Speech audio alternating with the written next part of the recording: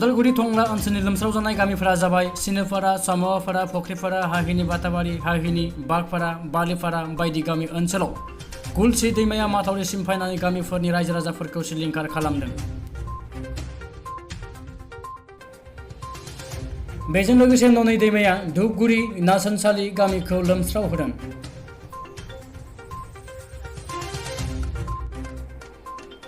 जाहोनाव गामिनि रायजो राजाफ्रा न' गारना रिलिफ केम्पआव थानो गोनां जादों।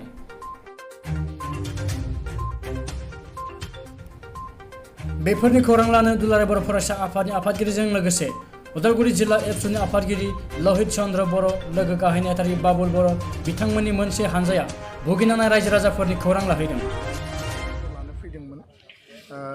अखाया बांद्राय हानायनि थाखाय आनएक्सपेक्टेड माखासे ओनसोलफोरथिं दैया माने जेरै हायो एरै फैलानानै गामियाव लोमसावफैदों आरो बे मोनसे नेचारेल जि केलामिटि, मिथिंगायारि जि खैफोद, बे खैफोदनि समाव जों बयबो सांग्रां आरो जोङो माने खोब जोथोनै गावबा गावनि जि धोन सम्पति आरो जिउखौ रैखा खालामनायनि बेबस्थाखौ जों लाखिनांगोन। दा बेयाव फैनानै नुबाय जे बिथांमोना सानजौफुनि आदारखौ मोनजायाखै। एसडिसि आरो डिसिनि इनफर्म खालामनाय जाबाय, किन्तु नांगौ बायदि दासिमबो बेयाव सफैयाखै। आरो उदालगुरि जिल्ला एबसु टंला आन्चलिक लोगोसे दुलाराय बर' फरायसा आफाद बेयाव एसे दा मोनाबिलिनि जानायनि थाखाय एसे बेबस्था खालामनायनि जोङो राहा लादों। दहाय फुङावबो उदालगुरिनि डायमन्ड स्कुलाव आरो रिंगु दामसा भबन, शंकर मिशन आरो बालिपारा मोनब्रै जायगायाव फुंनि ब्रेकफास्टनि बेबस्था खालामनाय जादों। सरकारनिफ्राय जेसेबां हायो खालामदों, किन्तु नांगौ बायदि माने बिथांमोना स्पिडि मेनाराव खालामनो हाजोबाखै। गोबां स्ल', गोबां रिपर्ट माबा माबि लानायनि उनावसो जानाय लोंनायनि बा दै आरो बायदिसिना सेनिटेसननि बेबस्थाया सफैयो। दा बेखायनो रायजोनि मददखौ लानानै एबसुनिफ्राय अल अभार आसाम जेराव जेरै नांगौ बे बेबस्थाखौ खालामनाय जादों। आरो बेखायनो आं साखाथियाव दङमोन, बेखायनो बेयाव खबर लाफैबाय। आरो बोथोरा रानोब्ला बिथांमोना थांफिननो हागोन, किन्तु बिथांमोननि न'आव दाबो हाब्रुसे माने आन्थु मोनसे हाब्रु दङ। मिजिं थिदों जे आनान गसाया थाबनो बोथोरनि जि थासारि बेखौ उद्धार खालामनायाव जोंखौ मदद हरगोन। आरो बोथोरा गोरान जायोब्ला बे जेंनाया एसे जोबगोन। किन्तु गोबां लामा बायबाय, गोबां माने माथावरि बायबाय। बिनि रिपेयारिंनि थाखाय आसाम सरकार, भारत सरकारा स्पेसियेल पेकेज बिटिआरआव जुदि हरोब्लासो बेखौ माने थाबनो फाहामनो हागोन। नङाब्ला नैबे मास मोननै मोनथामाव जे दै फैगोन, दाथ' आरम्भनिसो, आरो बे दंबावो जुननि last part, July August up to सेप्तेम्बरसिम, भाद्र माससिम बे थायो। दा बेखायनो बेखौ एसे काउन्सिल आरो आसाम सरकार बयबो लोगो नांनानै रायजो राजानि जेंनाखौ सुस्रांनाय आरो रायजो राजाया मोगा मोगि जानांनाय गासै थासारिनिफ्राय बारग'नायनि बेबस्था खालामनांगोन। गोजोन्थों।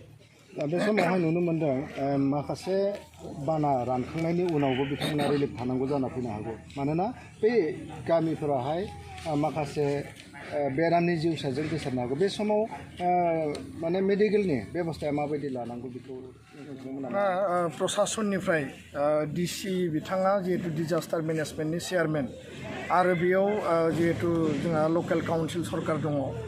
दा गासैबो ज' लोगो नांनानै हेल्थ डिपार्टमेन्ट आरो माने वाटार रिसर्स डिपार्टमेन्ट बा इरिगेसन डिपार्टमेन्ट आरो बेयाव माने डिसिआ जिहेतु चेयारमेन, दैबाना जाबाय थानाय समनि थासारि बिथांमोनखौ रेस्किउ खालामनानै रिलिफआव लांनाय, जाहोनाय, गथ' गथायनि खाद्यनिफ्राय लानानै देहानि जोथोन मुलि बायदिसिना होनायनिफ्राय लानानै दैबाना जोबखांनायनि उनावबो बै जिखिनि न'आव बायदिसिना बेमार आजार थासारि सोमजिनो हागौ, गेसाव गोफोन बेयाव फैदों, बे गासै बेबस्थाखौ बेयाव फेनाइल होनांगौ, साखोन सिखोन लाखिनांगौ, बा जिखिनि सरकारनिफ्राय मावनो गोनां दङ बेखौ जागायनायनिफ्राय जोबजासिम मावनांगोन। आरो बिनि थाखाय एबसुआ नोजोर लाखिबाय थागोन।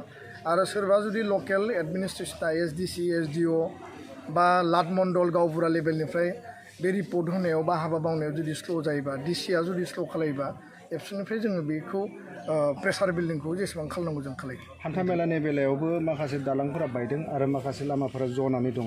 बे समावहाय हान्था मेलानि बेलायावहाय सरकारखौ मा होननानै बुंगोन सिगांनि सरकारा गाज्रि मावदोंमोन नामा गोबां लामाफ्रा बायबाय दैबानायाव माने बियो बायदों आरो थांनाय समाव माखासे जिखिनि दालां आरो माथावरिफोर खोनाय जादोंमोन बे माने प्रपारलि साइन्टिफिक जायाखै जों गोबां जायगायाव नुदों जे बालाजों माथावरि खोनाय जों नुदों आरो हठाथनो दैया लोमसावना फैनानै लामा खुरस'ना थांनायखौ जों नुनो मोन्दों दा बेखायनो जेसेबां जि दङ दा जेसेबां जि बायबाय बिनि एसेसमेन्ट खालामनानै बेयाव बेसेबां बाजेट नांगोन बिनि मोजां एस्टिमेट बानायनानै साइन्टिफिक फुल प्रुफ मोनसे बेबस्थानि गेजेरजों बबेयाव जिअ नेट होनांगौ जिअ बेग होनांगौ बबेयाव पार्कुपाइन होनांगौ बे गासै जि मोनसे सिस्टेम जोंनियाव माने भुटाननिफ्राय फैनाय दैया डाउन थ्र'डेन माने डाउनवार्डआव बिराद स्पिडआव कारेन्टआव फैयो जायनि थाखाय अभार फ्लाडेड जायोब्लानो गामिजों हाबो आरो गामिजों हाबनानै मानसिनि न' लोमहैयो